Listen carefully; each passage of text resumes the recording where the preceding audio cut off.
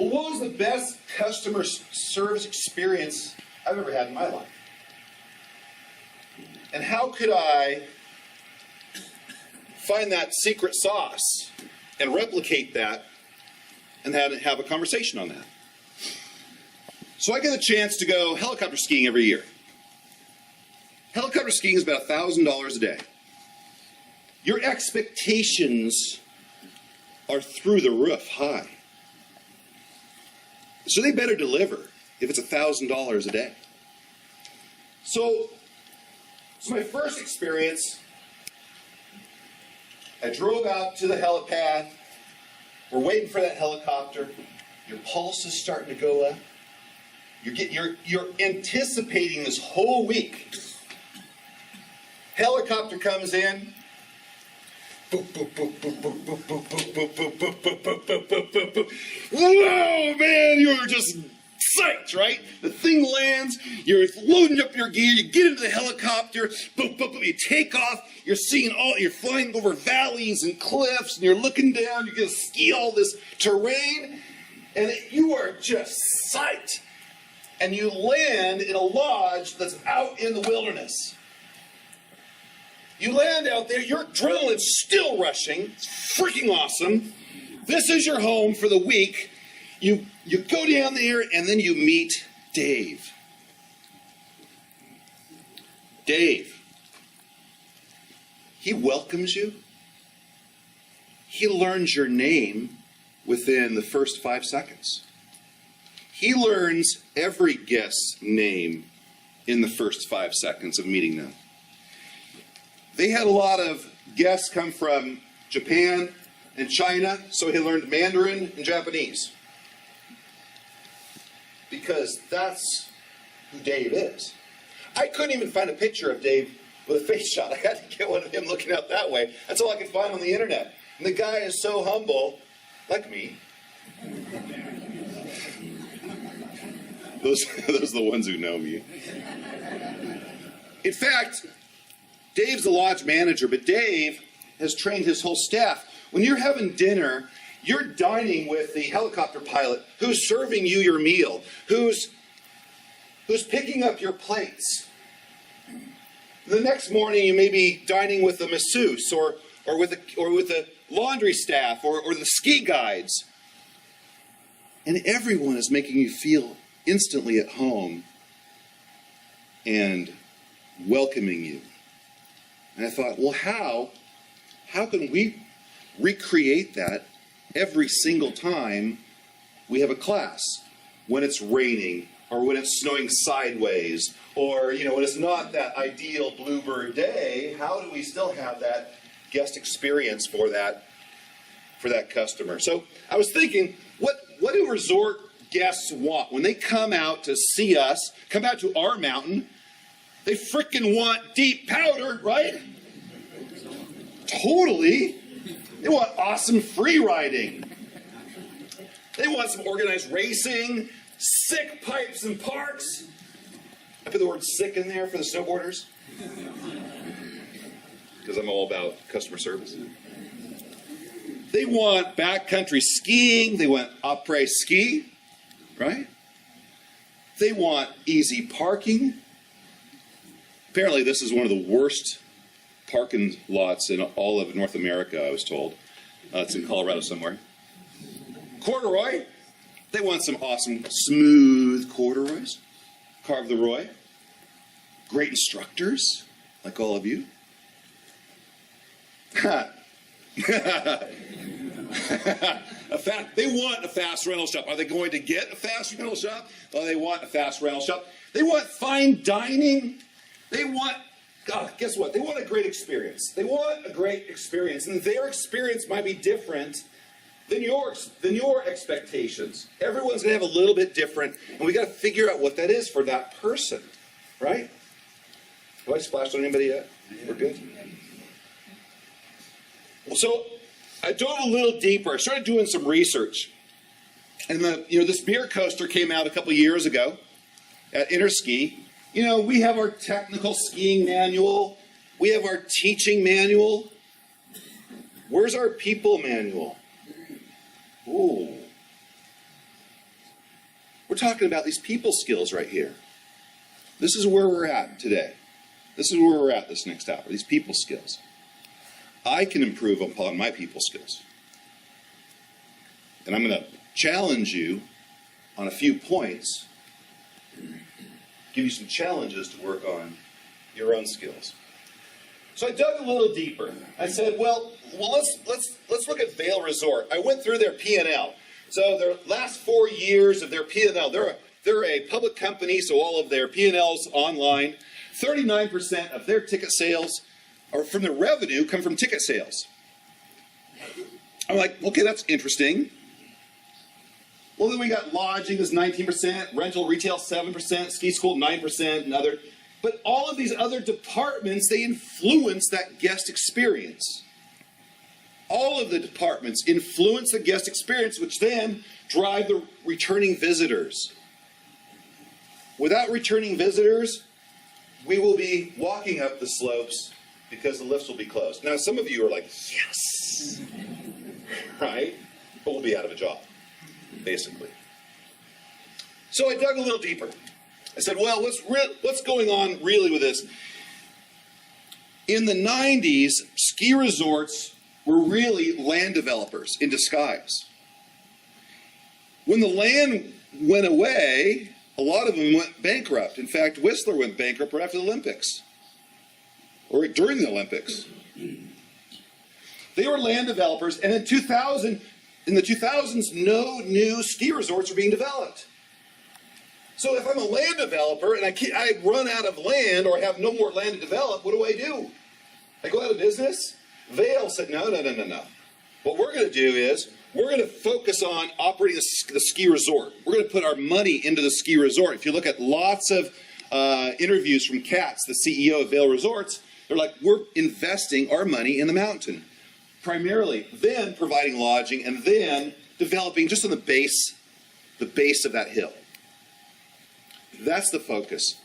How has that worked out? Well, one of the things they've done was they had a great mission statement. Experience of a lifetime is their mission statement. I went out to all of our resorts in the Northwest, PSIA Northwest, PSIA-AASI Northwest. I could only find like three resorts who published their mission statement on their website. Do you know what your mission statement is? Yes? Did I see a yes? Awesome. I still don't know what mine is. Can't even find it. Ed, do you know what ours are? Okay, good. Experience of a lifetime. But guess what? They didn't stop there, because I think that's a great mission statement right there. Just simple. Experience of a lifetime. But where do they go with this? To create experience of a lifetime for our employees, so they can then in turn create an exceptional experience for the guest. We even take a look at like Virgin Atlantic. They focus on taking care of their employees, because then the employees will be happy and take care of their guests. Well, how has this worked out for Vail? Since 2009, their stock's done pretty well, but you're saying, I know a few financial analysts in the group, well, the whole stock market's been doing pretty well. All right, let's throw the NASDAQ and Dow up there. NASDAQ and Dow, they've gone up 900% since 2009. In fact, other mountains have been investing their money into this mountain in the stock market. I'm not saying that that's because of their guest service. They have a lot of other things going on, but I'm saying this is a piece of the puzzle. It's done very well for them. Okay. The point is every department owns that guest experience, whether it's the lift attendant, whether it's the bartender, whether it's a ski school, whatever it is. So let's try something. What do they want from us specifically? What do the guests want from the snow sports? So last year, PSIA-AASI sent out a survey to all the mountains in North America, and they wanted to know what was the most important skill for a certified or trained instructor. So they sent this out to all the general managers and owners of all the mountains in North America, and they said, out of all of these skills, guest safety, teaching, presentation, skiing, promoting the resort, general guest services, sales, what's the most important? Survey says, teaching skills. What is the most important? Then, well, some other people said the most important was general guest services, skills, and then people said guest safety. Where is being a badass skier or rider as the most important skill? Oh, let's take a look at the second most important skill. Okay, now my 12% of the respondents said being a badass skier or rider is the second most important skill. Third most important skill, still there. So we put them all three together. What's it? Ooh, that pretty. And guess what? The number one thing that our owners, our general managers, what they want from that guest experience, what they want from us, general guest services skills, teaching skills, guest safety, presentation skills, badass riding, 5%. What does this tell me? What does it tell you? You don't have to be a badass skier or rider as long as that person walks away completely freaking happy. Right? Personally, I want to be a badass skier. So do you, right? And that's what gets me going, right? That's why I attend all these clinics and have John May bash me over the head with his pole. Right? Doesn't he do that to all the rest of you? So, okay. So you got me, Jeff. There's some data there. I see what's important. Well, how do we kind of work on this stuff? Well, even Kirsten, first of all, where's Kirsten?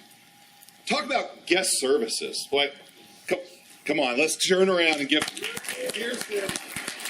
Stand up.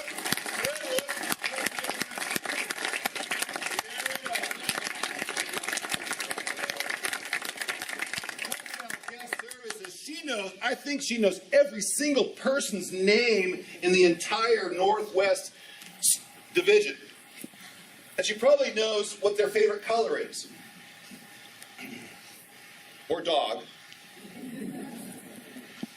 What her desire for our Northwest division is customers receive a great lesson experience. For the customers to create lifelong skiers and riders.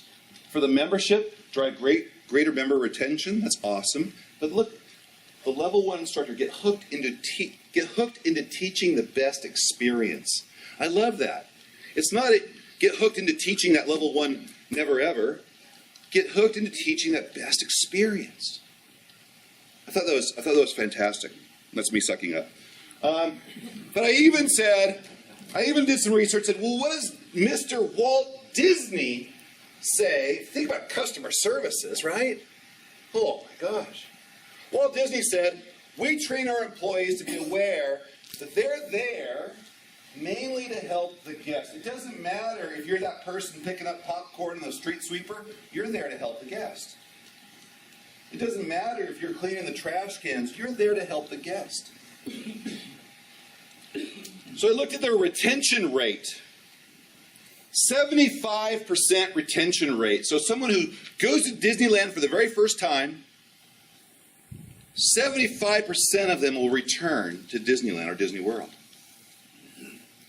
The number going around PSIA North America for a never ever skier, first time lesson, to become a lifelong skier, 18%, which is awful. Now, we have a lot of other factors into our sport rather than going to Disneyland. There's weather, there's athletics, there's a lot of other things going on there. But I think, boy, I've asked around to a lot of very, very smart people, and they think this number should be around 30%. 25% would be a healthy number. 30% would be a healthy number for our industry.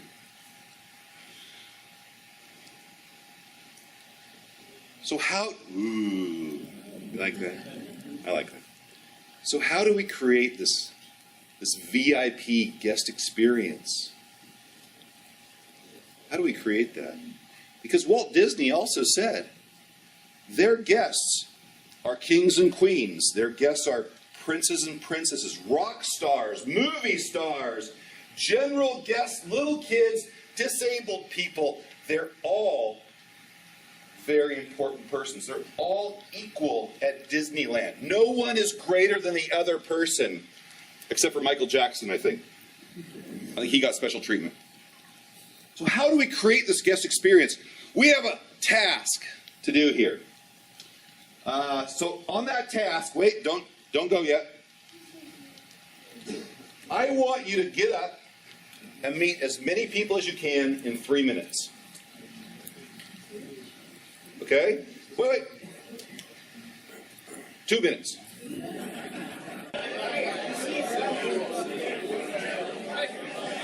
John, you too.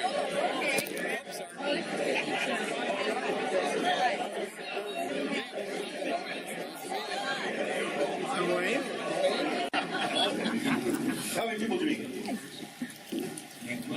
What are their names? Oh, Sean, John, Bob. We're literally making names up now.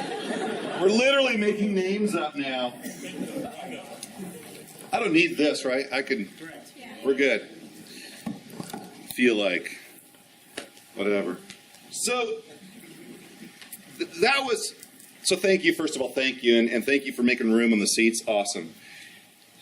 It was interesting when we got up and we were talking, and it's just a quick, hey, I'm Jeff. Ryan, Greg. Hey, I'm Jeff. I'm John. John, well, you just kind of, that wasn't very personable. Right? We're going to do this again. But we're going to meet a couple people, or maybe just even one person. What I want you to do this time is I want you to listen to remember, not listen to respond. Listen to remember. I am very confident that you know how to respond without thinking about it. You got just a couple minutes, meet a couple people or one person, listen to respond, not to remember. I gotta go pick on these people now. You know what's super cool? Is that first exercise. Here, Rick, come here. That first exercise, watching everybody just hey, I'm Jeff. Hey, it's just kind of. I tried to learn his name. I saw his face, but I kind of was focusing on this general area. The second time, watching all of you, body languages, everyone was get forward. Everyone was moving forward, focusing on, you're so pretty. They're focusing on, he was intently focusing on that person. It was loud, so you had to really look at their lips and what they were saying and try to, interpret what was going on. You were actively engaged in that conversation. Thank you. Let's give Rick a hand. And it felt a lot better, didn't it? You were learning something about that person who was in front of you. It wasn't superficial. Now, I learned this. This is awesome. I have never in my life got a girl's phone number at a bar, or even given a phone number at a bar. I suck at picking up women. Completely. My whole life. I just turned 55 2 days ago. Suck at it. I'm driving up, going skiing with this guy, and we're going up to another helicopter trip that got skunked out. So we're going up there, and we're just talking. I never met this guy before, but I knew somebody who knew that person, and so we were just talking, having a good time. And somehow we got on the subject of college, and we were just talking. I'm like, oh yeah, I suck at picking up girls. And he goes, I got the secret.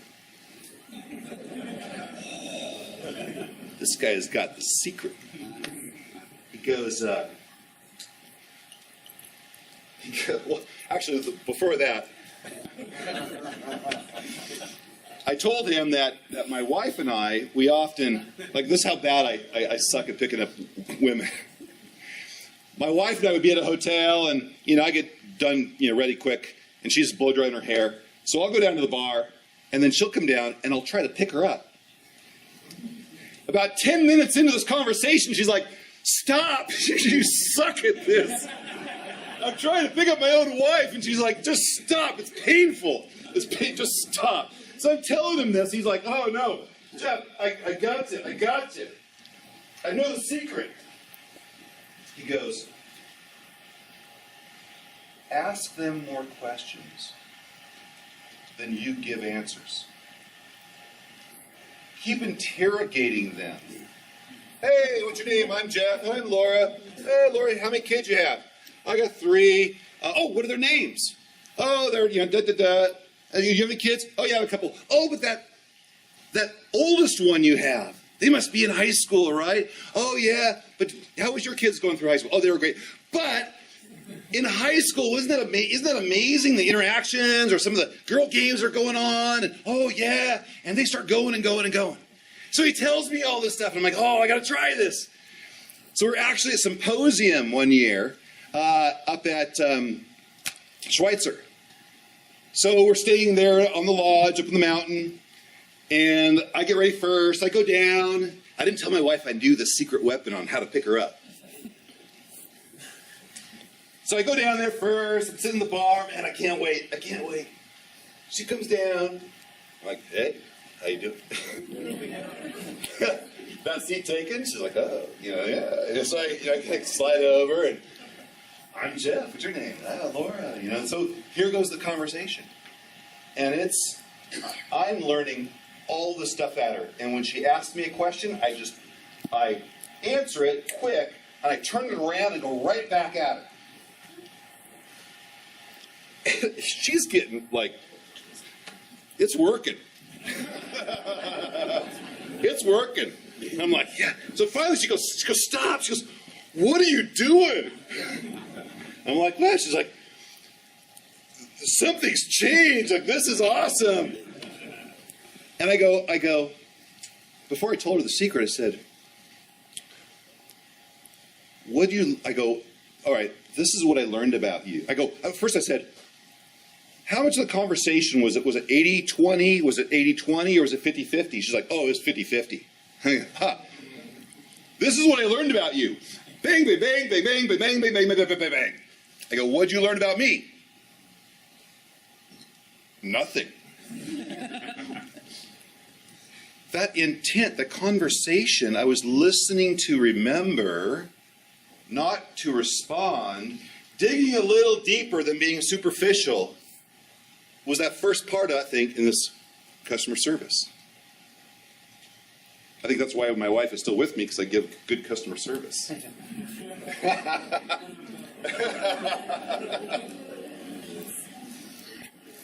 The second part of this, or even the first part, is being approachable.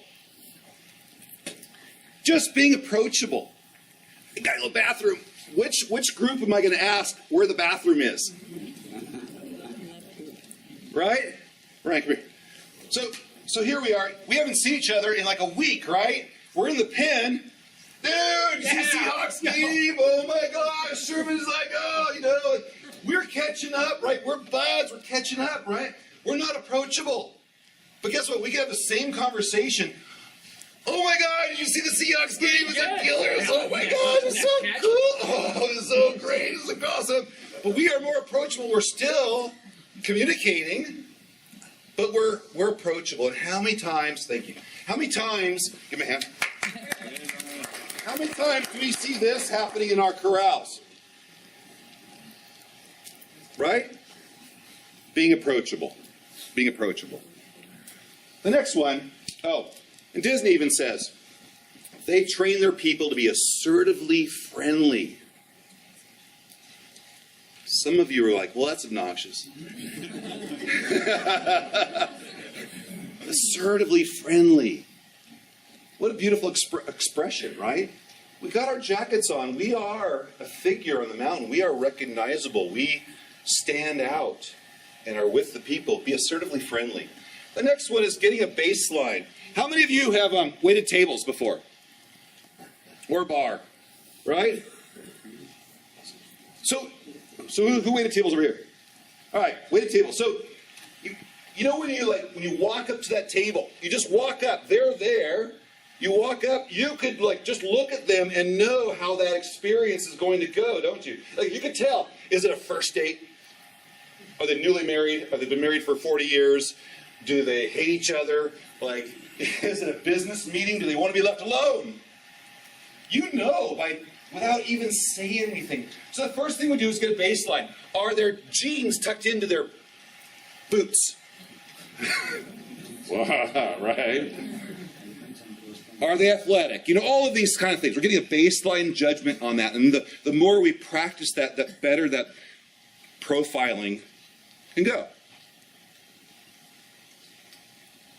And then we empathize with that person. We empathize with that person.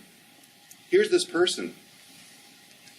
Let's say my girlfriend, she's a lifelong skier. She's like, Jeff, you gotta try skiing, it's so awesome. She sounds like Brad Jenkinson, I don't know why. I'm like, okay, I don't know, I've never even seen the mountains from Kansas, so that night before I drink a little more than I usually do. And now I'm waking up at 5 a.m. on a weekend, which doesn't sound very fun. Right?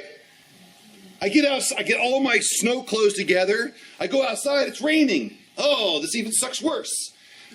I get in the car, and we're in traffic going up the mountain at 6 a.m.?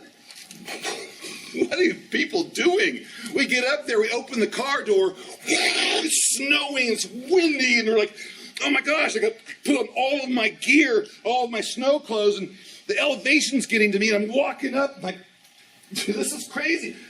I'll keep going. Finally, I get to the rental line, and it goes out the door, and now I'm standing in line. And I'm starting to get cold.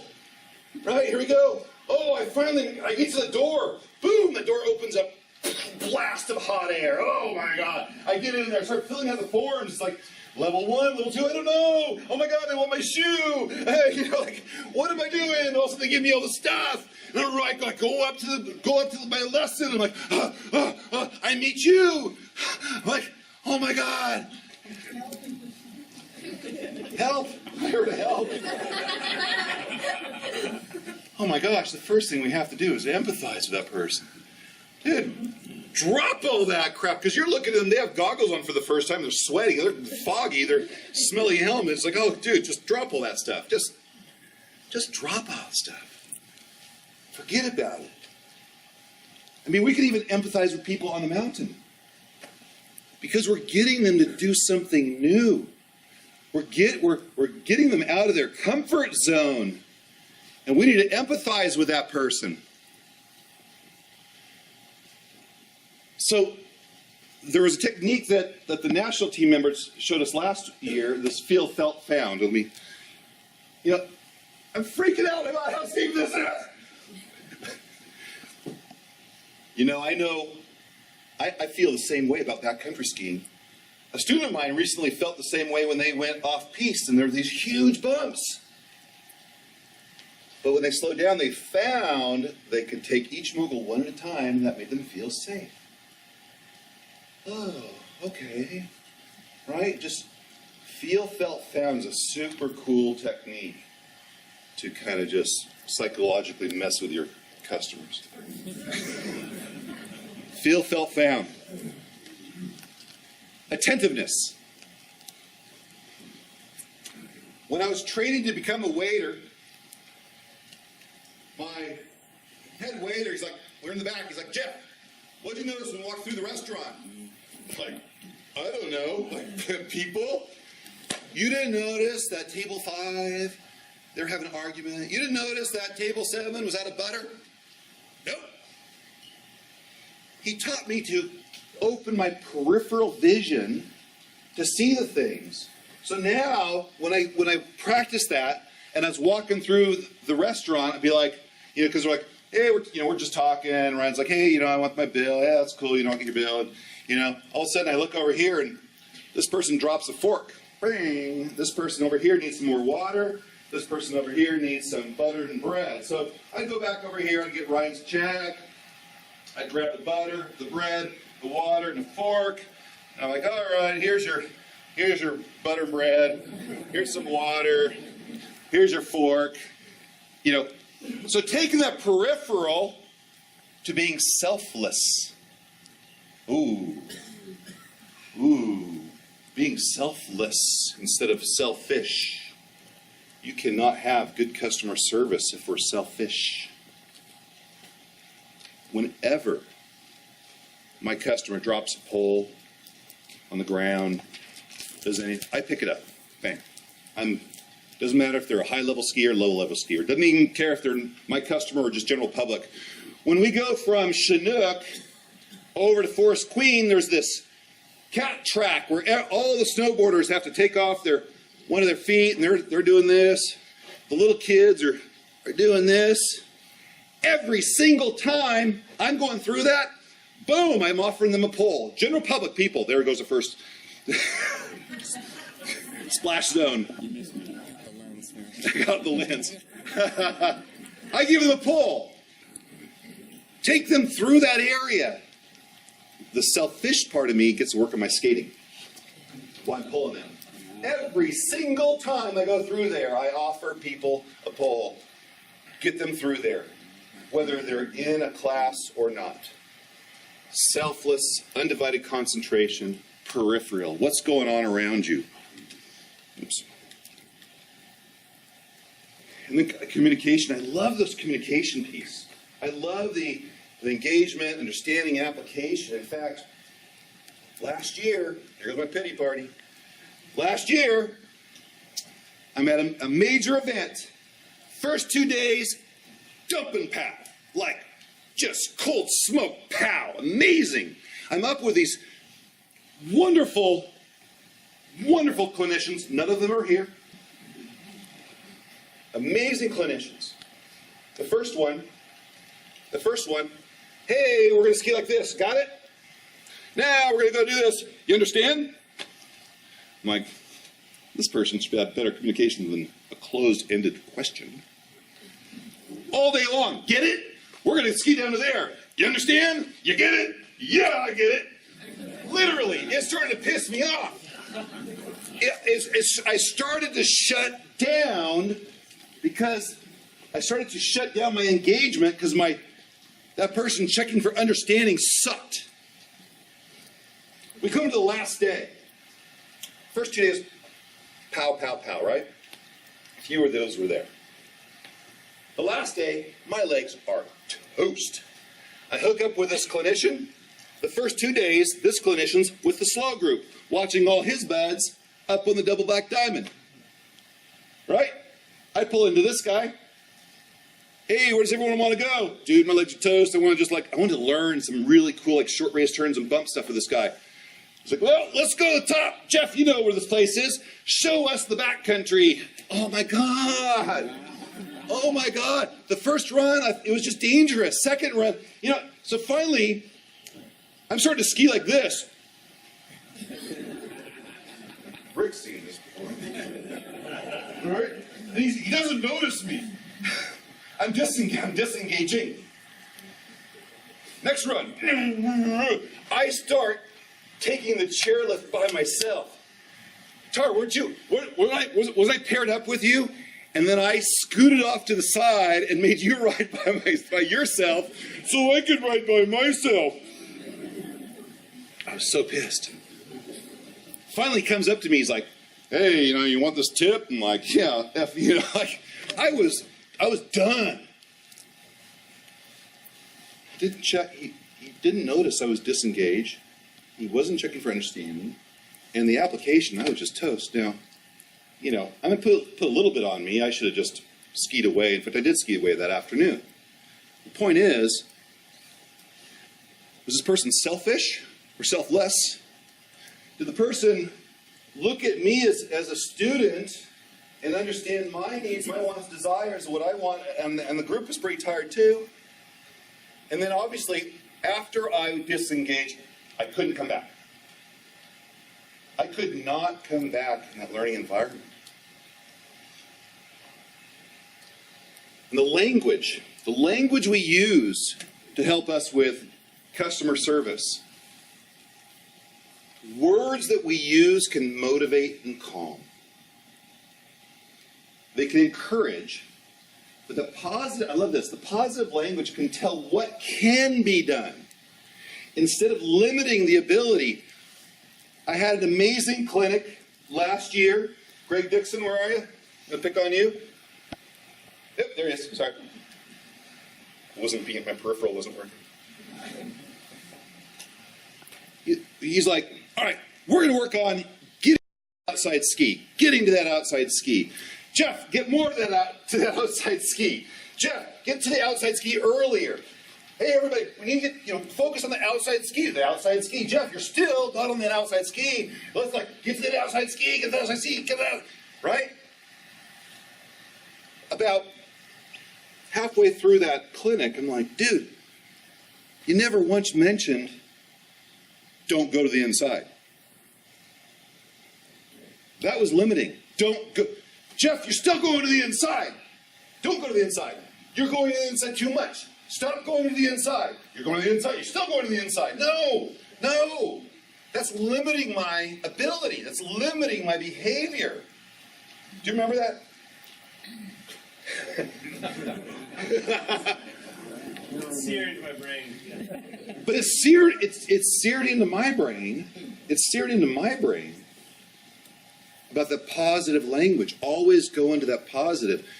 People are wanting to just go down the bunny slope and having that positive language to say, yes, we can do that. And yes, that's amazing.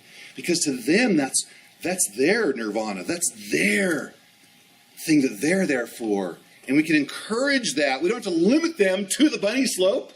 We can even take them past where they never thought they could go before. That's a beautiful thing. That's a gorgeous thing.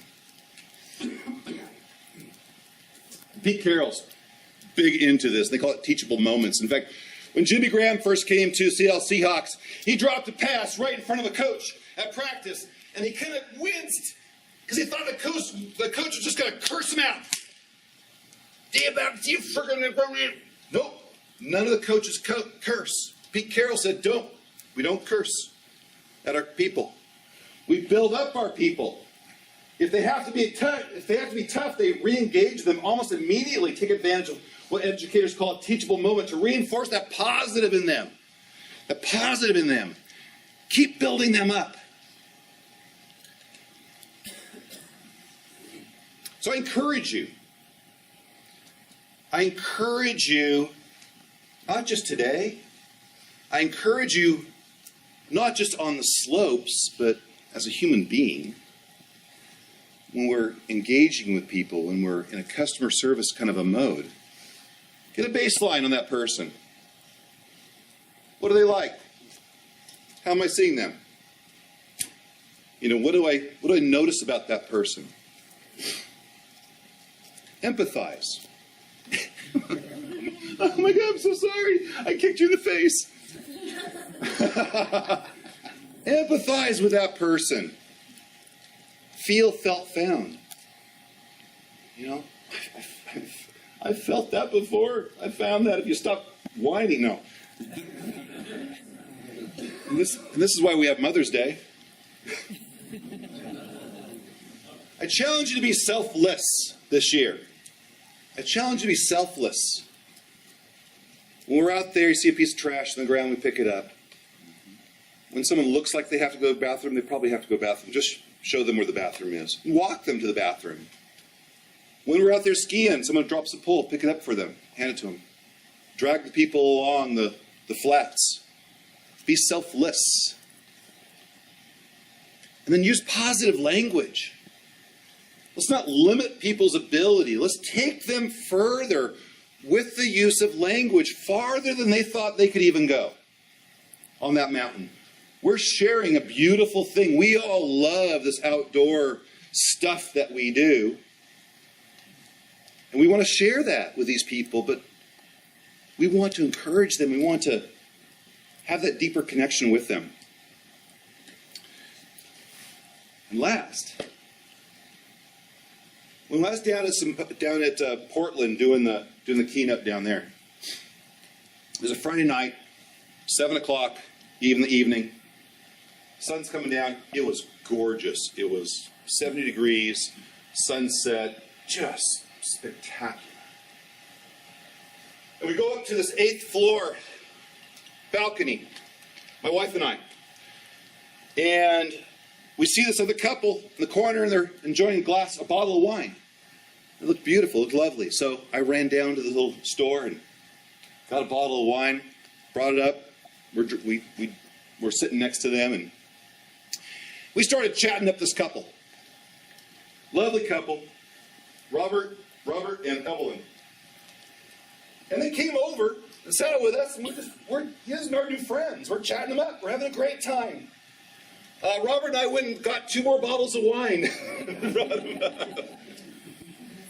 And the stories we're building. You know, as they do. You're telling a story, and then I think of a story that I want to add to your story, and then you thinking of your story, and it's going. The stories are going like this, and we're laughing, we're having a great time. And I'm like, wait a second, Jeff. I'm doing a keynote speech on customer service, on listening to remember, not listening to respond. So I start diving in on these people's stories, these people and their stories, and peeling the onion back. And I noticed this ring Robert was wearing on his pinky finger.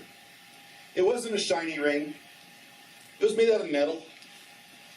It wasn't fancy. It was just kind of plain. I said, Robert, what's up with that ring? He goes, I graduated from civil engineering in Canada. Right? Freaking Canadians. I graduated civil engineering from Canada. And every graduate student gets a ring made out of a bridge that failed. Made out of a bridge that failed. We wear it on our writing hand so it drags across the paper as we're doing our calculations. It reminds us of the gravity of what we're doing and the impact, and makes us check our calculations because we can feel it dragging across the paper. If I had been listening to respond, I would have lost that story. I'd never even would have gone down that path. But I got to learn about a beautiful story, something so unique about this person in front of me that really made a special bond and it changed my life. I think every single person that is in front of us that we're talking to, whether it's on the slope or off the slope, if we dig a little deeper, we could really uncover some beautiful things about one another. So I challenge you to listen to remember, not listen to respond throughout this year. Thank you.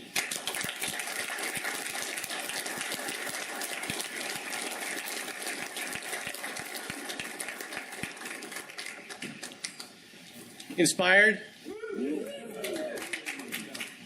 Take 11 minutes